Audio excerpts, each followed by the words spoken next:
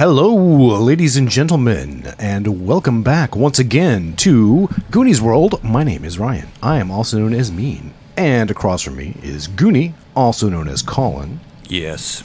And to my left is Sean, also known as Johnny Pharaoh. Hello, everybody. It's good to be back. And today, we will be returning to the world of Hardgate with Frank Williams Jr. and Allendale. And No, I told you 1,000. God damn it! And today, because Goonie was having issues with his dice, we have flying off the table. Yes, we have a prop. We have a dice tray. A special dice tray. So his dice rolling will sound different. Would you like to demonstrate what your dice rolling will sound like? All right, get ready. Okay, and this is what normal dice rolling will sound like. So now you'll know whenever Colin rolls the dice. We got bass and treble dice. That's right. Bass and treble.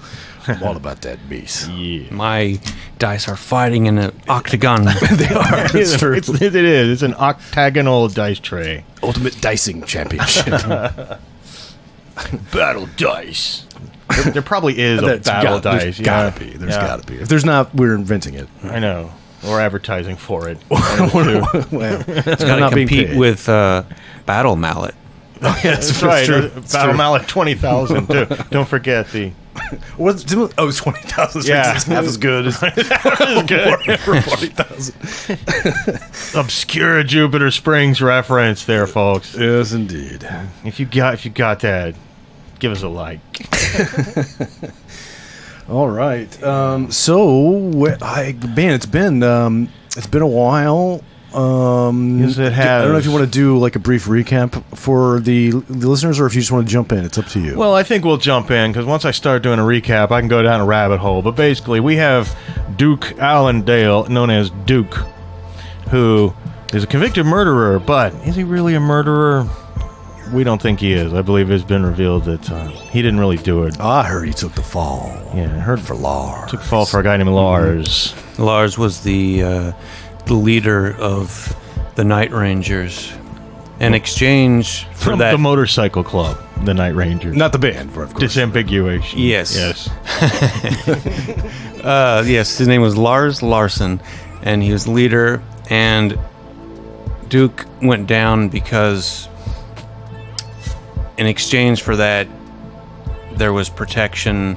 There was money. That the money from this bank robbery was going to be spent on. Duke thought on his boy. His boy, I'm not so sure that's your boy. which he believes is Chip, and Chip Estrada from our Kids on Bikes games. yes. It could have been my boy. And did you ever think about my name? What it spells? Duke Allendale. Yeah, no, nice. And then you wanted to, and I remember you saying you wanted to. I don't remember, might have gotten edited out. I remember you saying something like you wanted Chip to know who his father was, and then change his name to Chip Dale. Chip Dale. That's right. Change his name to Chip Dale. Well, maybe that'll happen. We don't know. The future of the Jupiter Springs universe is still out there. I think where you guys are probably more immediately concerned is this morning when you wake up and the big buzzer goes off and you slide out of your cells and you're expected to go down to the showers. The second you walk out of your cells, the eyes of every Pale Rider are boring into you, and they're just forming like this line. And if you want to go down to the showers, you just have to walk between them, like down a gauntlet. I'm gonna like prance defiantly. All right, so prancing down the gauntlet of Pale Riders who are lining the ways of the showers, Frank Williams Jr. goes. Spivey, who normally walks next to you, is trailing very far behind. I'm assuming, now Duke doesn't seem like a prancer to me. Are you walking along with him, or are you, Sure, yeah. how you walking? You prancing too? I'm not... yeah, I don't know. I'm shuffling. Every day. Yeah. Every day I'm shuffling. All right. Well, you get to the showers eventually. No one attacks you. Again, there are a few guards around, and there's more than just Officer Kratt, who you'll remember is sort of in the pocket of the Pale Riders. But you get down to the showers, and as you're showering, there's this looming presence up behind you. And you even by now recognize the smell of Ross the Hoss, who now, of course, is the leader of the Pale Riders, since you have assassinated King Kelly with a poison pudding cup. That wasn't even real pudding. It was chocolate milk and a brownie and some toxic The poison cleansers. was real. The poison was real. And I killed him. Boys. How can I help you, Mr. Hoss? Oh, there's nothing you can do to help me. But I just wanted to let you know that the gloves come off. And we decided we're going to let Stroker have you. Okay, let's see how that goes. It ain't coming now? We got something special lined up for Stroker. Oh, do you? Oh, yeah. For sure. Well, let me tell you this. You think you're going to kill King Kelly with impunity. Oh, I didn't kill King Kelly. I don't believe a word that comes out of your mouth, you dancing, prancing fool. Not the F word I was expecting. Now, personally, I'd like to poke your eyes out. But I decided Stroker's going to do plenty of poking on his own. You're going to beg for death by the time it's done. That's all I got to say. Well, alrighty then. In the meantime, you're persona non grata. The king is dead. Long live the king. Anyway, the buzzer rings again, and you guys are escorted out of the shower. And again, it's so awkward and intimidating with almost everybody in your cell block, which was cell block C. There was some talk about, trying to get moved. And lo and behold, when you get back, you're going to go to breakfast next, but first you go back to your cells and, drop off your stuff, so on and so forth. Get on your clean clothes. And when you get back, there are already guards in your cell. It's Officer Davis and Kratt. Davis is the one who's kind of a pushover. Kratt's the jerk. Mm-hmm. Yeah. But they're already... First of all, there's Kratt's sort of searching through your rooms when you come back. And, of course, Duke, your roommate Redford, he's with you, and he just cringes as they take his deck of cards and a few other stuff that it's not even contraband. Kratt's just taking them and throwing them in a little plastic bag just to be a dick. And they're doing the same thing with Spivey's few meager belongings. At least Kratt is. Davis says, boys, we decided it's in your best interest that you be transferred to cell block B. Well, I do not disagree with that assessment. All right. I think the Pale Riders are very upset for some reason. I've heard that, yes. It also appears you have some friends with some pull somewhere. I don't know what kind of deal you've made behind the scenes, but anyway, boys, maybe it was that phone call you made. I'm not sure. What about me? Where am I going? You're going too. You're going too. Let's go. We know we're going to be cellmates? Yep. All right, that sure makes us make things helpful for us, just for our own protection. We got to stick together. B isn't as crowded as this one is, all right? But anyway, I hope you get along with Sugar Tits. That's all I got to say. All right, boys, this way. And they march you out. You don't have to go across the yard. Again, this is sort of a cluster of 3 circular-shaped buildings, and you can go through a long hallway. It's kind you've been through before, where there's guards on either side of glass, looking through at you, and you can see video readout monitors and some old-school computers and whatnot. And eventually go through, it's kind of like an airlock, a little lock. You go into a little tiny room, they lock the door behind you, you go into the next room, and you're in cell block B. Instantly, what strikes you is that it's overall a different color. It's a salmon color, which you either love or hate, but it's supposed to be calming. Cell block C, as you'll recall, was light blue. And in fact, you were just assigned there randomly, just based on the colors. Your bad luck that that's where the Pale Riders were. But I wouldn't say you get along with Sugar Tits, who's the leader of the Dog Pack, another gang in here, but I think you probably have a better relationship with. In fact, it was Sugar Tits who gave you the go-ahead, I believe. He gave you his blessing to kill King Kelly. So, and withhold a brownie for the duty. So you drop your stuff off there first before they take you to breakfast, and they give you your cell together, and then you're a little bit late for breakfast because you had to go do that. But I'll assume you sit together as you usually do. Is there anything you want to get accomplished at breakfast? You just want to eat and get on with your day. You got to go to work today, and I know you both got things you want to accomplish. Do we see Stroker? Is this the same?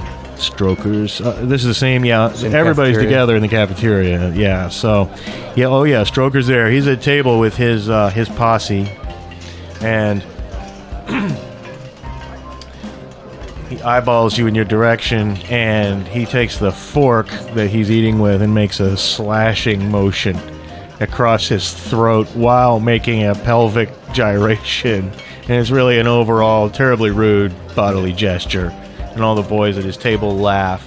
And then he does a thing where he points at his two eyeballs and then points at you with the fingers, like he's keeping his eye on you and your day's coming, boy. Although he's pretty far away from you in the cafeteria. He usually sits around with the Pale Riders and where they sit. And you have not really ever sat next to or near any affiliated gang at this point. So, however, Headley comes up to your table, Headley being the spokesman for Sugar Tits.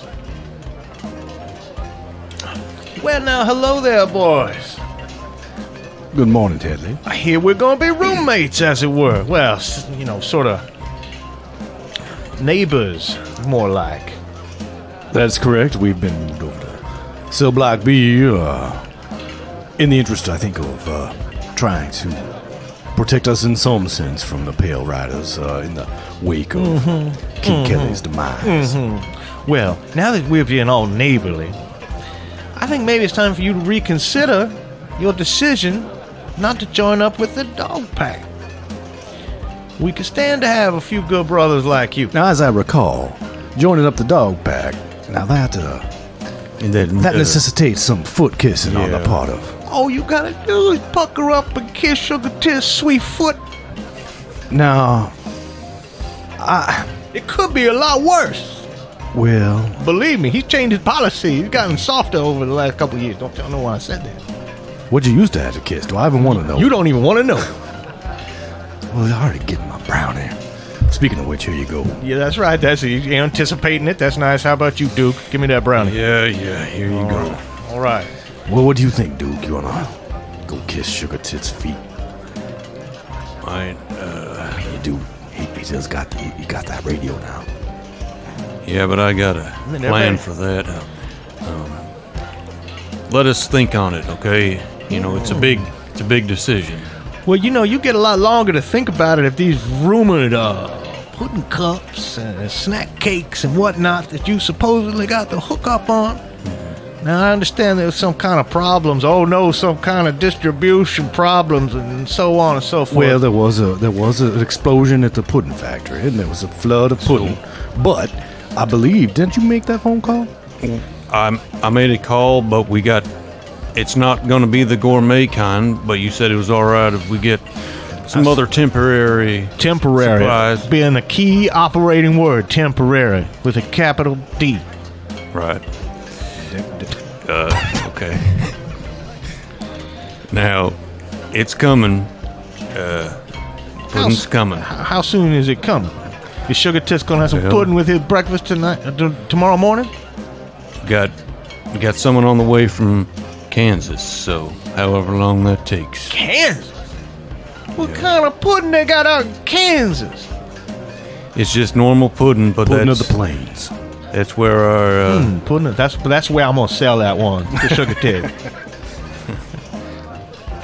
All right, you guys sells another reprieve. You got 48 hours. This is the final 48 hours you're gonna get. And he walks back over towards where the dog pack is clustered around the hulking bulk of Sugar Tits.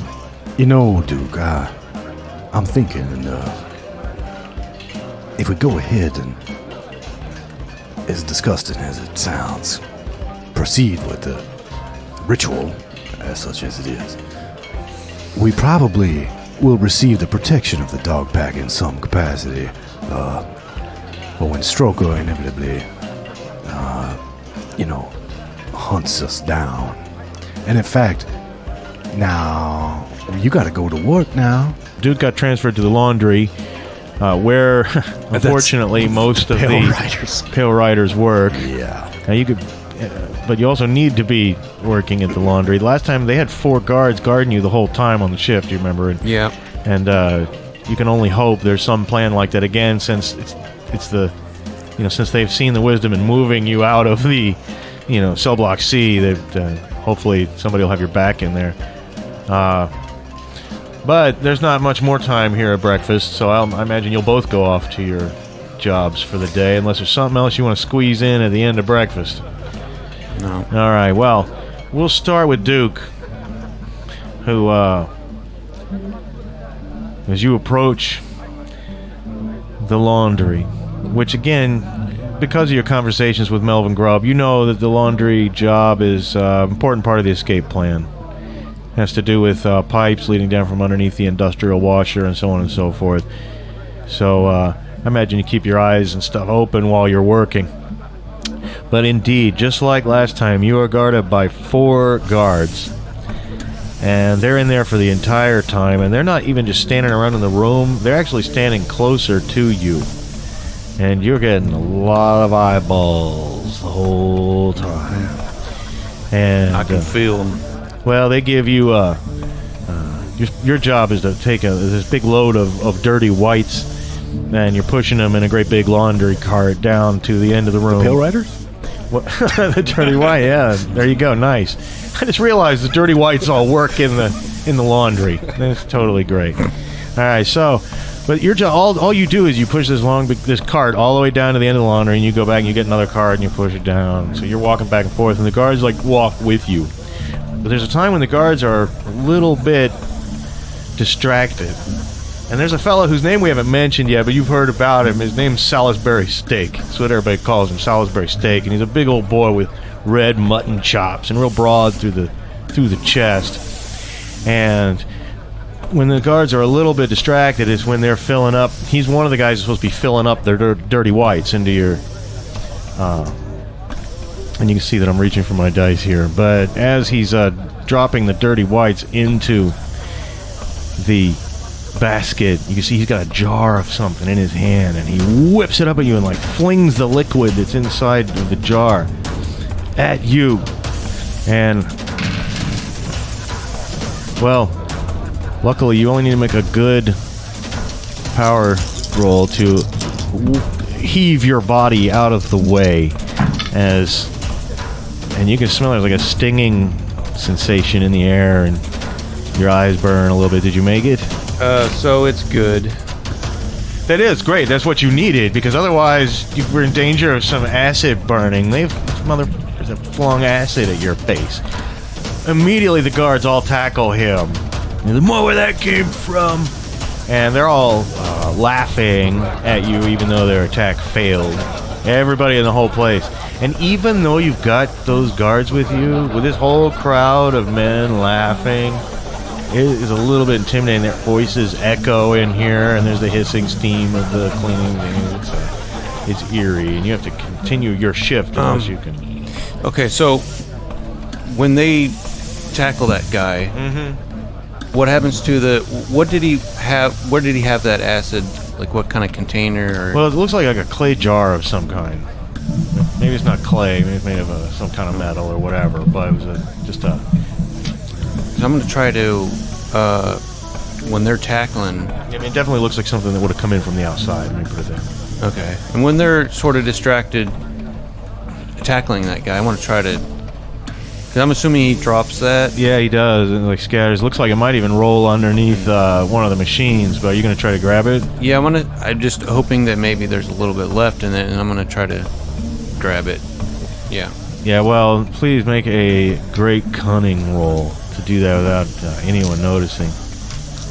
A lot of Pale Riders are looking at you as well. Okay, cunning, you said? Mm-hmm. Yeah, that's above superb. Oh, trans superb. Yeah, you got it. And because it's trans, there's a tiny, tiny little bit left in it. Maybe like a thimbleful swirling around in the bottom. All right. Smells awful. I mean, and it burns your eyes and nose. You can smell it and look into it. Hard to hide as well. That guy had it in like a pile of dirty whites. So, what are you going to do with it? Is there some... I mean, do I have my own cart that I can put it in real fast? Yeah. I'll put it under some whites. Okay. Yeah. Well, that's all that happens on your shift, but that was harrowing enough. And the implications of some kind of acid blinding attack are rather horrific to contemplate. Meanwhile, out on the rock pile, breaking rocks in the hot sun, which was a punishment, but it's really one you manipulated yourself into, because you need to be here for a reason. And that is your... that coda. That's right. And the same... Now, just like yesterday, there are other prisoners using it. And you're not sure who gets to use it, and so on and so forth, or why. And then there is the guard out here again. His name is Milky. And he's the guard over this whole area. And you can try to talk to him about it, or just watch where they put him at the end of the day. Well, they put him in that shed, don't they? They did. In fact, you already saw that. Yeah, they put him in the shed at the end of the day. So, and they lock, excuse me, they lock it up, I'm sure, right? Yeah, they did. And you notice that Milky is the one that's got the key. And you can keep, and not much to do while you're breaking rocks except for watch, Milky and the way he moves around and so on and so forth. He's definitely got the key to the shed. The two guys who are using the cutter are basically breaking up, bigger rocks down into smaller ones that you can hammer and so on and so forth. Now, isn't there a forklift? There is. They're not using it right now, but it's back behind the shed and under kind of an awning. And I think We've also got like an earth mover, like a little bobcat. Melvin, is his name Melvin? Melvin Grubb. Didn't he say we'd need that? You'd need the forklift, and you need to get the keys to the forklift. Well, we got to get the keys for you. Yeah, because I'm assuming they don't just keep them in the, like in the forklift somewhere. I mean, that would be too easy. They got a little sense, yeah. But you get the good idea that Milky's the one who's going to be the target for keys. Okay.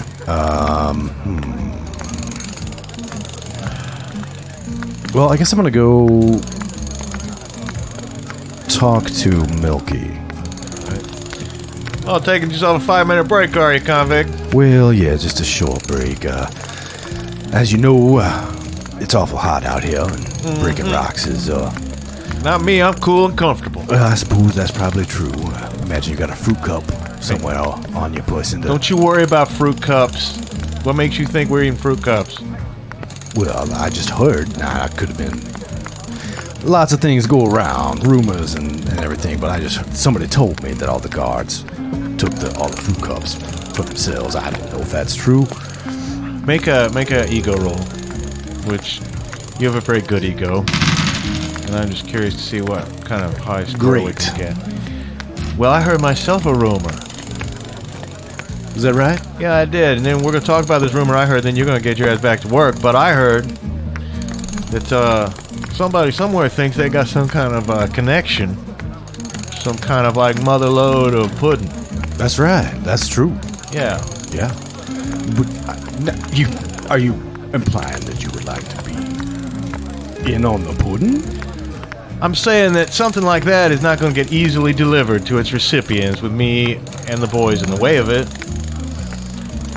So, no, I don't want any fucking pudding. Unlike you, I could drive down to the 7-Eleven in West Wells and get myself some pudding anytime I want. I suppose that's true. No, but we're interested in some other things that you might be able to procure. Such as? I understand you used to do a little driving, a little riding, a little transport. Oh, yes, that's true. Some boys down south, down New Orleans way. Down in Louisiana and other places further afield. Mm-hmm. All right, well, we'd like you to open up some inroads in that area. We're going to bring some things that are a little bit better than pudding into this prison. You go tell whoever you want. No one's going to believe you over me. I have no intentions or desires to tell anybody about this anyway. It sounds like it's the kind of thing that I might just like to keep between you and myself. There's a few others involved. And we'll come to you when the time is right. But in the meantime, you're going to make an introduction for us. All right. All right, you're going to set everything up. And you're going to vouch for us. We're going to vouch for you. And in return, we're going to let this pudding ship that you've got, we're going to let that happen. Well, all right. But that time's coming soon. You're going to be taken to make a phone call very soon. Be ready. Might I inquire, what is the nature of the contraband? Oh, just the same sort of stuff you used to take around. I see. Well, It's capitalism. now, it could be when that shipment of pudding arrives. Won't be too long now, I don't think. I may have to procure it after hours. What do you mean, boy? Well, I'm not sure. I mean, it may exist on a pallet sort of situation, you see, and you can't exactly bring that. Can't exactly bring that in the front door of a prison. Oh, I think I see what you mean. Boy. Now let's make an ego roll, because I see what you're going for here. It's as good a way as any. Oh, trans superb. Just what you saying, boy? You saying you want the keys to that forklift? I think that would be very helpful. All right, now, prisoner, he says. I want you to lock all that up at the end of the day, and then you bring these keys back to me. You understand? Oh, absolutely, Officer Milken. Sign your name here on the clipboard. Yes, For sir. receipt of the keys. Yes, sir. All right. Because I stroke her. No, no, just kidding. And by doing all of this, he's, covering his own ass to a degree, and he's proclaiming it everyone that he's giving you some trust. Got the cameras and shit. Right. Well, they're not as many as you might think, but definitely out on in the yard and in the rock pile. And so, at the end of the shift that day, you're given the job of putting everything back into the shed and locking everything up. And how long you're going to be allowed to keep these keys? Probably until, he won't let it extend indefinitely, but you guys are hoping that your pudding will get here soon. Yes, indeed. All right. Within a couple days, anyhow. Well, it's a productive morning for you. Productive shift. So then, just to clarify, Yeah. the keys that I get, so that's the shed and the forklift? Yeah. Awesome. Yeah. Okay, cool. Yeah. Good deal. Yeah, they're on the same key ring. And the Bobcat, for that matter. Yeah. Very You can nice. think of an interesting use for one. Thank you very much. But by the time there's a little bit of free time before dinner after your shifts, when you join back up for a few minutes, walking on your way back to cell block B, where you now live, as you're walking through the yard, you hear a rush of feet coming across the yard, and people scatter from around you, and 4 pale riders,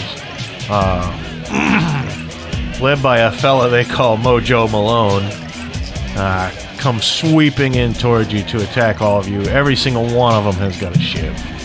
And there are guards around close, but this is a fight or flight situation. Do you want to run, or do you want to stand and fight these guys? So, now obviously we could throw our hands in the air and say danger, danger, and all Yes. that. That will clearly have a negative effect on reputation. That's right. And I assume running will have a negative effect, but perhaps But less, not as bad. less of a negative effect. Yes. Okay. Anyway, they're charging you. What do you guys Well, do? metagamingly, you want to just run, you want to try to fucking fight these guys.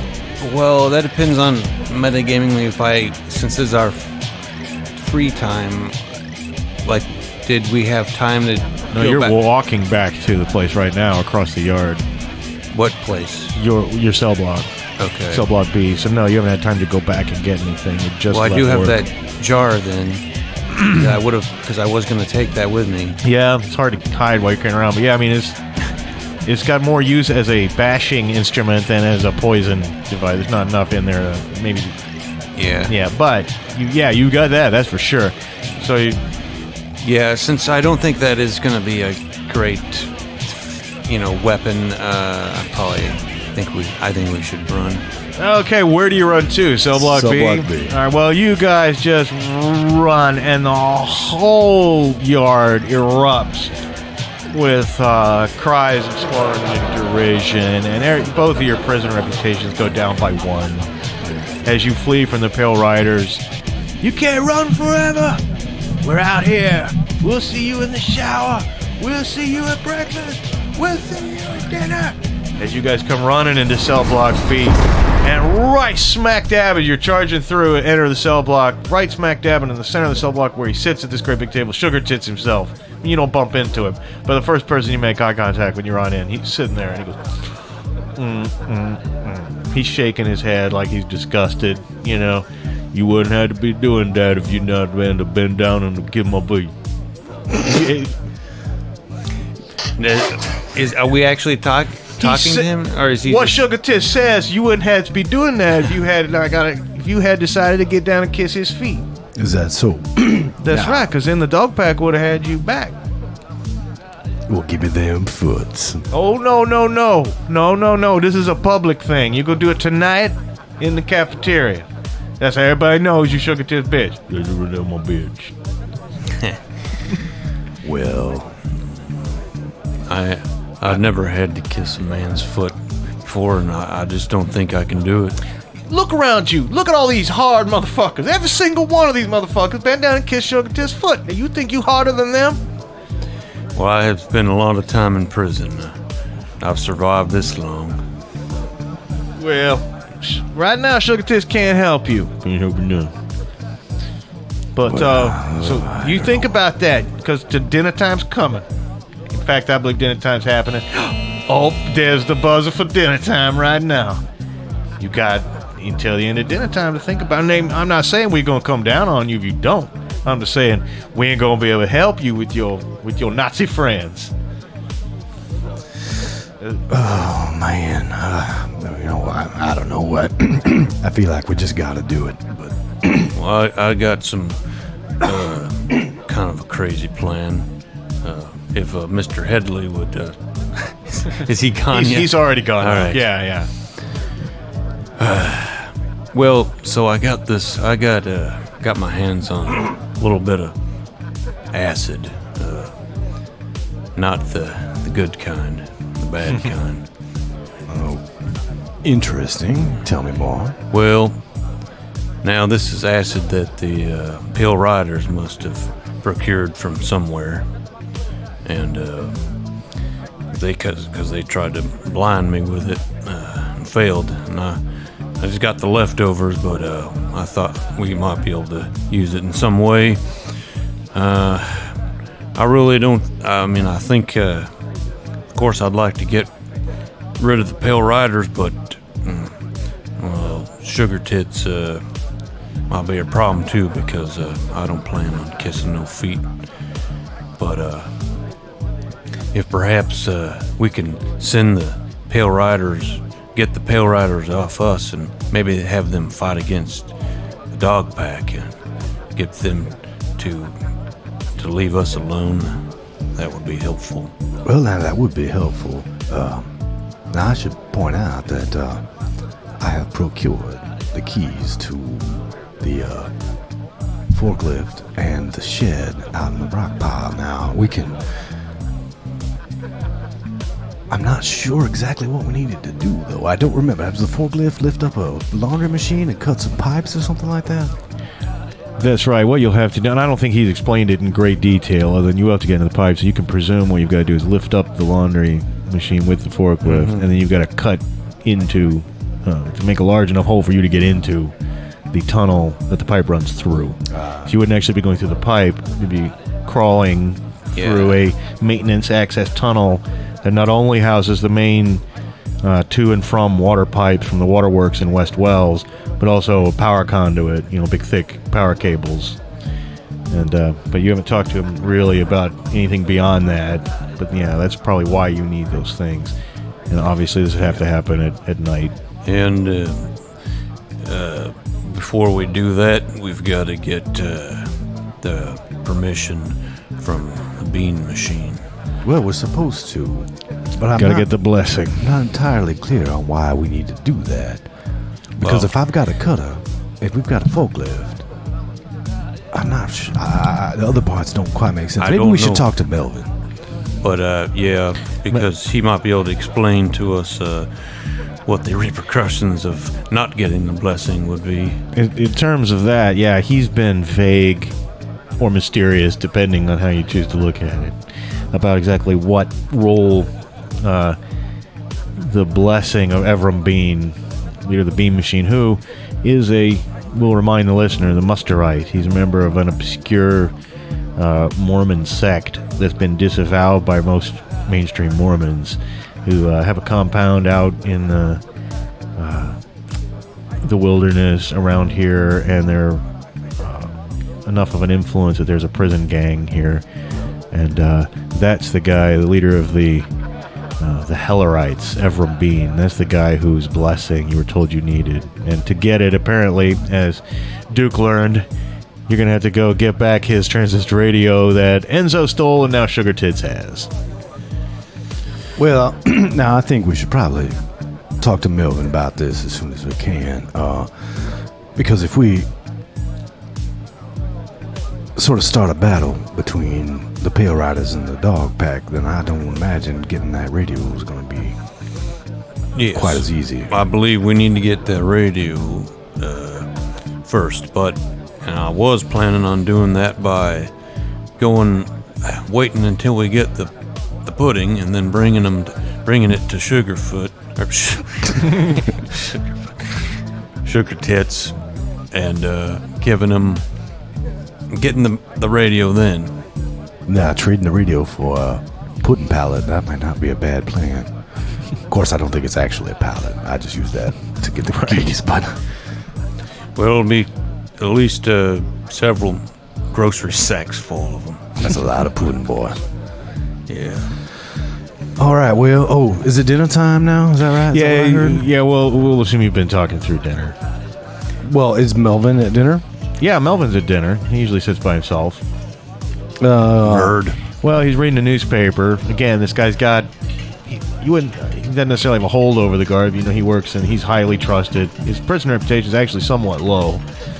But he can get things done and people know that. So he's generally left alone. Usually he sends for you, but you can go over and talk to him if you want. I'd like to try, anyway. Yeah, I'll go over. Good evening, gentlemen. Good evening, Just Mr. reading Grove. reading the lies printed by the mainstream liberal media here. Are you saying that's fake news, then? It's all fake news. I see. Every last shred of it made for your entertainment. Keep your eyes off the real deal. Only a few people would know what's really going on. I'm one. Pete Stryker was one. He got out, now maybe you will. For you to approach me like this makes me think either something's gone wrong or you have some clarification you need. Well, something has gone wrong, and some things have gone right, but I'm just not entirely clear on what the plan is to get the hell out of here. Well, I told you there's a plane waiting. You did? You're going to need some help getting to it. There's some people on the outside who might give you that help if they thought you deserved it. Well, now I imagine we might be able to get a lift to the airport if Stephanie's around. Yep. Take her station wagon. For that matter, I mean, how far is Jupiter from here? I'm not quite sure, but well, I mean, we could just hitchhike. But either way, the main thing I am curious about is this blessing. You think you have some way around through who's Stephanie, your wife? Yep. No, that's good. They never look for the license plate numbers of a wife's car when there's been a prison escape. Oh, I didn't think of that. And No, I actually think that we need to get ourselves some motorcycles. I've been dying to get on the hog again. Right. I understand wanting to avoid working with Stroker, but you gotta fly out of here. They're gonna be looking all over for you pretty soon as morning comes that day. You need to already be in Jupiter Springs by the time they notice. It's an hour, 15 minutes tops of flying the skilled pilot. I've got landing facilities, everything you need. I don't tell you everything all at once because how do I know you won't get nicked by the guards and spill everything? People on the outside could have their safety compromised. Let's just say that if you know the words and the blessing, there are people out there who are anti-authoritarian, to say the least, who will help you. I see what you're saying. And I So can- we get this blessing, then we get help. There are a great many of the brethren in the nearby valleys. I see. There are a long history of conflict with local law enforcement. They're always happy to do a favor for someone with the blessing, someone who's favored. They don't require that you believe what they believe, but they'll know if you have the blessing that you've done a great favor for one of their own, and they'd be likely to help you. Now, I was going to tell you exactly where to find them, but not until right before you go in to the tunnels, because otherwise their safety could be greatly compromised. I see. So it seems like you're the type of fellows who like to see the big picture. Well, I don't like to do things without knowing why I'm doing them. Why you're doing it is for Chip. Yeah. That's right. I gotta think of Chip. That's right. Just like a father would. And I've got to think of my nephew. All right. Well, I think that satisfies my curiosity, Mr. Grove. I think we've got a good plan. I think we'll be ready to execute it within a few days. You guys enjoying your new room? Thank you for that, by the way. It's much appreciated, although I do think that we may have to go over and kiss Sugar Tits' feet, or foot, anyway. But I'm not sure. We might be able to pacify him for the next couple days and avoid doing that, but what would you recommend? You've been here a long time. I would never counsel a man to kiss another man's foot, but I would counsel a man to do whatever he has to do to survive in the moment. Pride is very helpful, can also kill you. Pride goeth before the fall, gentlemen. I wrote that. Now, Frank, I think there ain't a single thing that you haven't written. Well, that's probably true. I mean, I write so many damn songs, and then vampires to go take them, send them to different artists. I heard there was this Bing Crosby fella. You doing one of my songs like back in the day, and it's frustrating. Man. Yeah, frustrating. I have a theory that I could pretty much sing anything, and you'd claim it as your own. Well, let's test that theory then, dude. How about have you heard of Love? It's a burning thing. I wrote that. God damn it! Yeah, I thought you might say that. Well, I mean, the words are a little bit different, but Now, I'd be one of the first people normally to endorse a theory of time-traveling song-stealing vampires. As I've heard you advance this theory before. Well, my theory Right. is that Frank here is schizophrenic. well, I don't think that's a very kind thing to say at all. I happen to be quite close to an expert on vampires who lives in Jupiter Springs. And sure. And this happens to be the very person I need you to deliver a message to. Now, the message will not make any sense to you whatsoever, but I need you to commit it to memory. So I'm going to go ahead and tell you what that is now. All right. 120. 446. Albedo 7.4. Polar Point Zulu 14067C. Young man by the name of Merlin Grubb goes to Jupiter Springs Junior High. Old Juke Jr. Find him, give him. It's vital to the survival of the human race. I don't think this young man get that information. Smart enough to even begin to attempt to decode this. I don't believe a word in this. That's why I'm telling you now. There's no harm in anyone overhearing that. But if you seriously have a theory or a concern about vampires, I highly recommend that you consult this young man.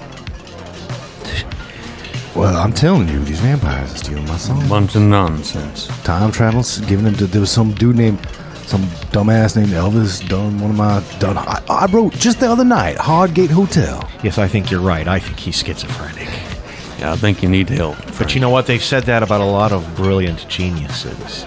So, you know, like I said, the idea is just so crazy that it just might be true. You know, time travel is possible. But that's a story for another time. And I'm not going to talk about it. Because if I do, a lot of things are going to go terribly wrong. I've said too much already. But I get lonely here at this table. If I wasn't so well connected, you would be signing my death warrant just by sitting with me. I think you're a nerd. You're not the first person to have said so. Well, thank you for your time, Mr. Grubb. I do appreciate it. Oh, I appreciate your time, and I appreciate you more than you know.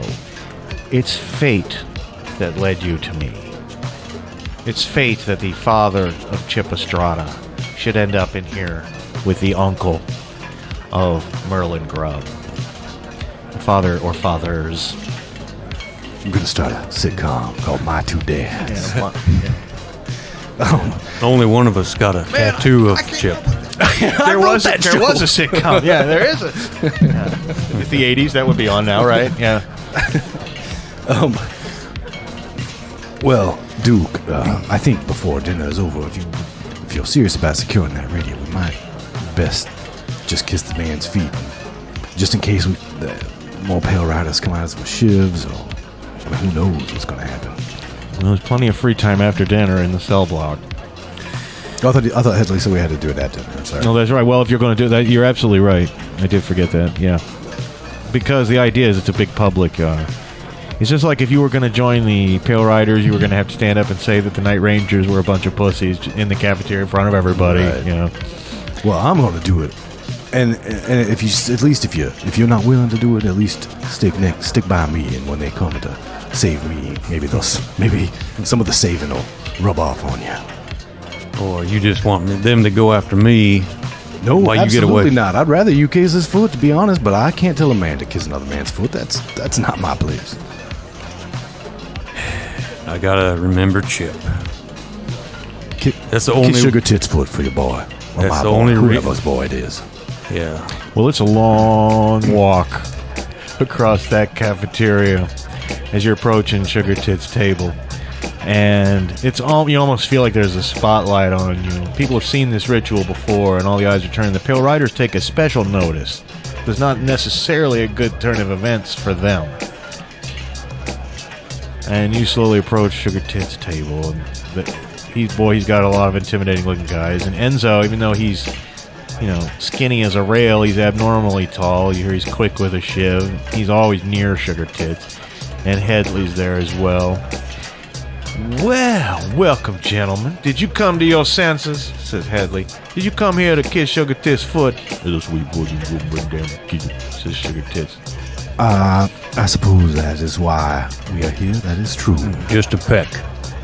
Well, Sugar Tits slowly puts his foot out. He stiffens out his leg, and then Headley comes up and takes his slipper off because Sugar Tits can't even reach his own foot, or let alone see it. And you're expecting this terrible, gnarly foot with like disgusting toenails, but no, man, it looks like there's been a pack of Vietnamese women at work on this guy's feet since the day he came into prison. His toenails are nice; they're clipped. He didn't have any like athlete's foot or dry skin. It's a great big brown baby foot, and he wiggling his little chubby toes, and everybody's standing around expectantly. And then all of a sudden, one boy goes, kiss it. Another one, kiss it. Kiss it. Kiss it. Kiss it. Kiss it. Suddenly there's a bunch of disembodied voices. Everybody yelling, kiss it. Kiss it. Well, I must say, Mr. Sugar Tits Man, that is the prettiest foot I've ever seen on a grown man.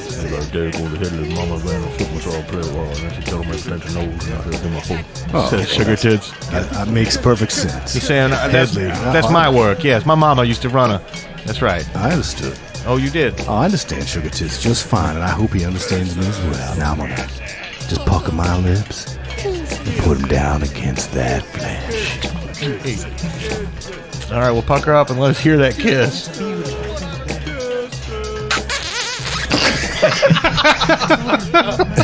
I'm not gonna do it like that long. I'm just gonna be like, Get some tongue in there.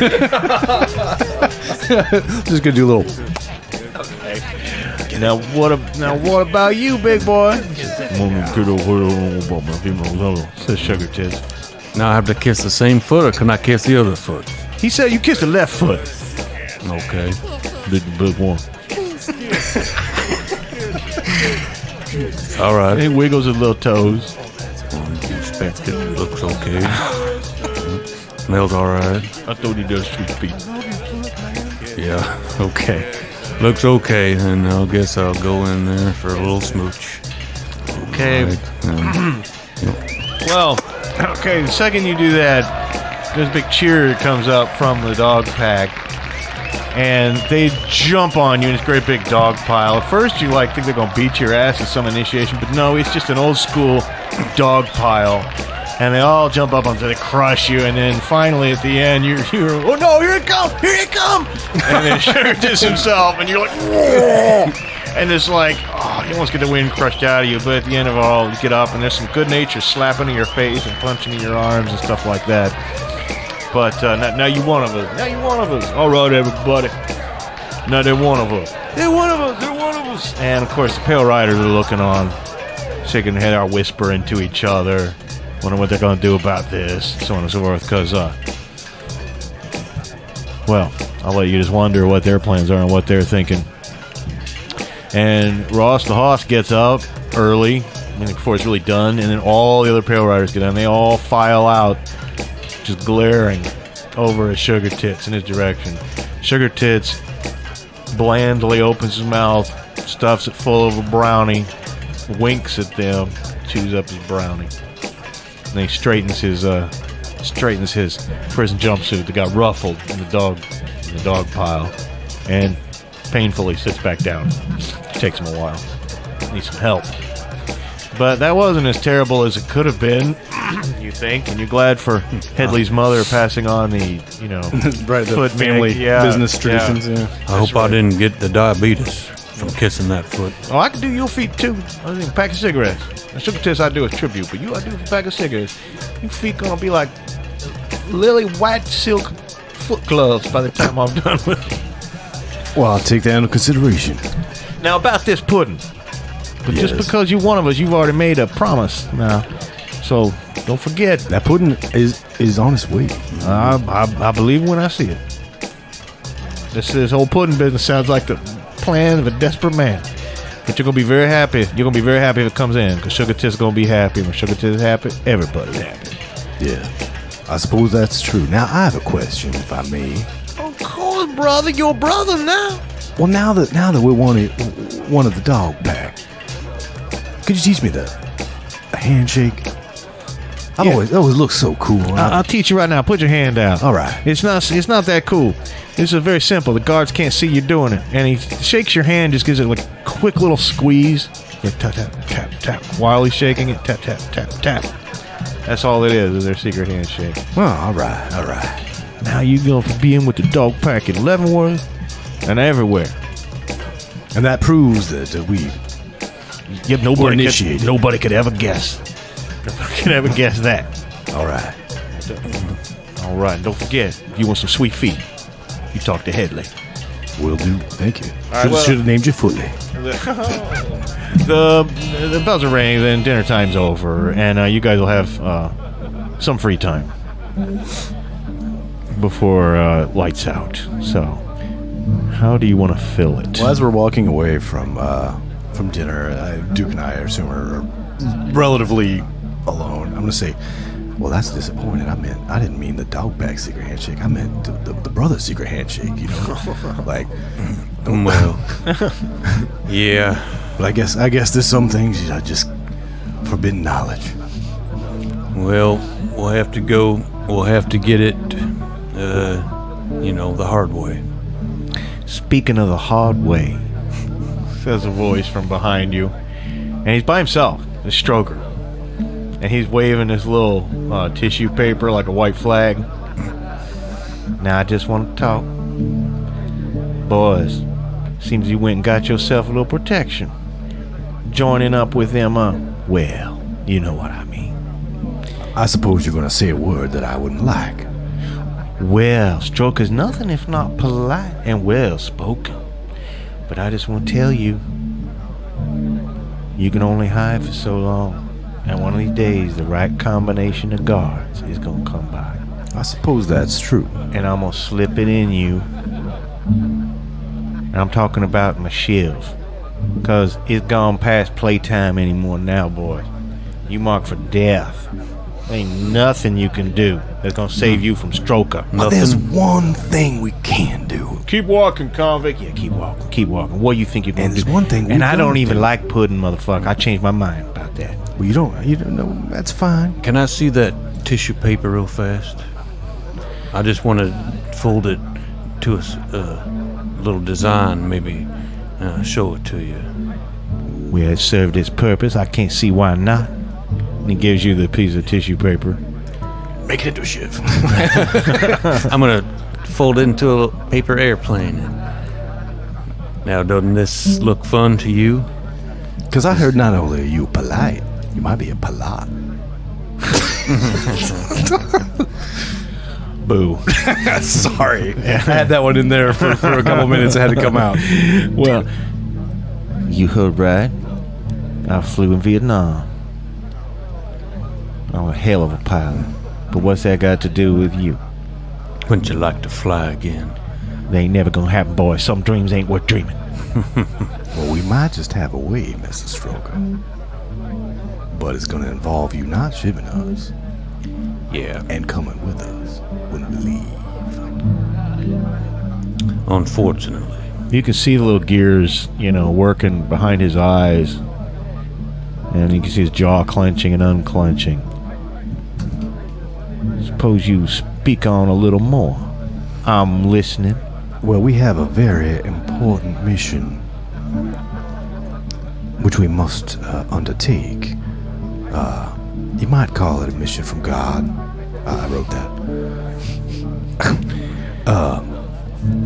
Mission from God. Well, not exactly. That's a bit of an exaggeration, I'm afraid. But we do have a very important mission. And I hear it's possible that the entire future of humanity is at stake, but I think that's a little hyperbole.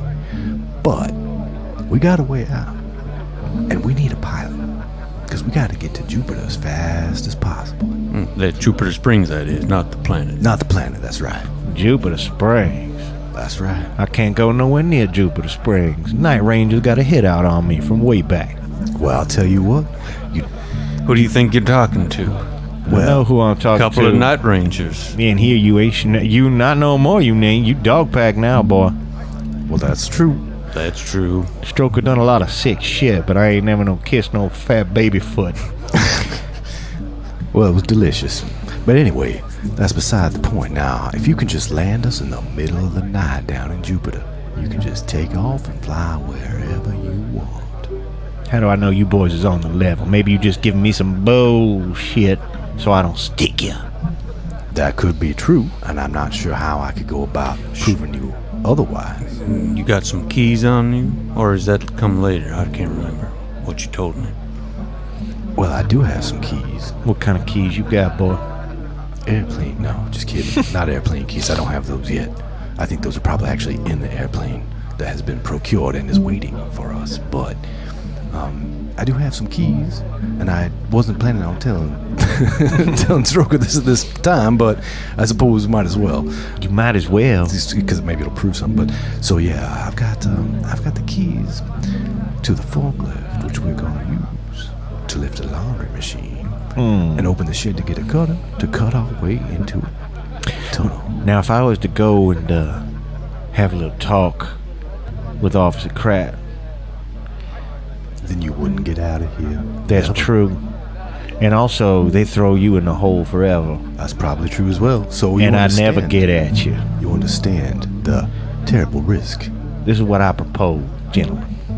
A temporary cessation of hostilities until such time as that plane lands in Jupiter Springs. And then I'm gonna fucking kill you. What you think of that? Well, I suppose if you still want to kill us by that time. Oh, you think we'll become best friends? I don't think that's likely. Bosom buddies, BFFs. You don't know what kind of things I done, boy. I've heard. Well, you ain't heard the half of it. That's only what I was convicted of. Well, now, Mr. Stroker, I had a bad time in Vietnam. Let me just tell you. If you're still determined... Those kids fight back, I heard. Don't you ever talk about you don't know shit about it. If you're still determined to kill us when we land in Jupiter, then you know we're gonna have to kill you first. Well, then I guess that's gonna be the fight of the century, isn't it? I can't wait. It might be the climax of this story. I quiver with anticipation. I wrote that too. All right, guys, I think that we'll go ahead and wrap that up for tonight. I think next time we can anticipate some thieving of a transistor radio. Well, I think he's gonna try to get it by trading a bunch of pudding for it. Well, however you end up getting it, yes. Yeah.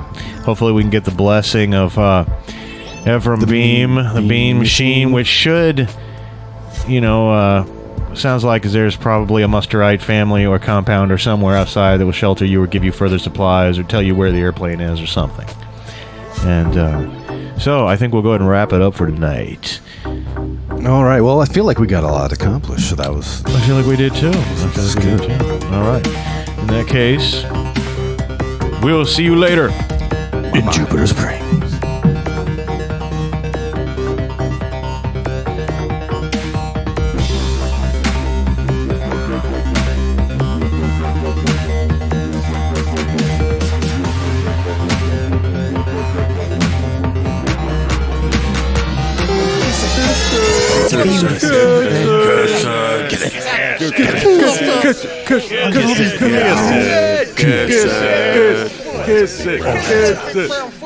Kiss it.